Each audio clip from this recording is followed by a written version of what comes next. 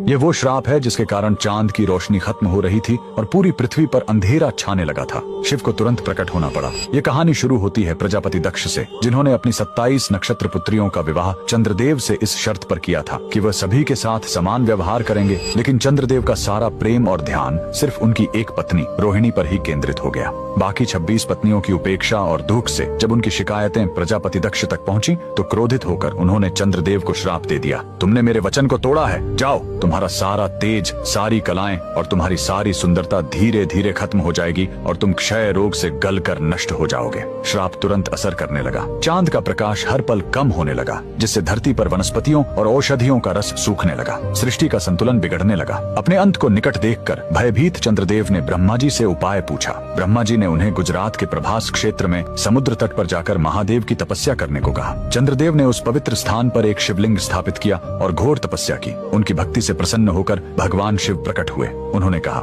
मैं दक्ष के श्राप को पूरी तरह खत्म तो नहीं कर सकता, लेकिन उसका प्रभाव कम कर सकता हूँ। शिव ने वरदान दिया, तुम कृष्ण पक्ष में 15 दिन क्षीण होगे, लेकिन शुक्ल पक्ष में 15 दिन फिर से पूर्ण हो जाओगे। उन्होंने चंद्र को अपने मस्तक पर धारण कर लिया और चंद्रशेखर कहलाए। और जिस ज्योतिर्लिंग की चंद्र ने पूजा की थी वो सोमनाथ, सोम यानी चंद्र के नाथ के नाम से प्रसिद्ध हुआ। और यही सोमनाथ मंदिर भारत का पहला ज्योतिर्लिंग आज भी गुजरात के वेरावल में उसी समुद्र तट पर शान से खड़ा है जहाँ चंद्रदेव ने श्राप से मुक्ति पाई थी। लेकिन रुकिए, इस मंदिर का एक और रहस्य है। यहाँ मौजूद बाण स्तंभ यह बताता है कि यहाँ से लेकर दक्षिणी ध्रुव तक समुद्र के रास्ते में कोई जमीन नहीं है। भगवान शिव के भक्त कमेंट में हर हर महादेव जरूर लिखें।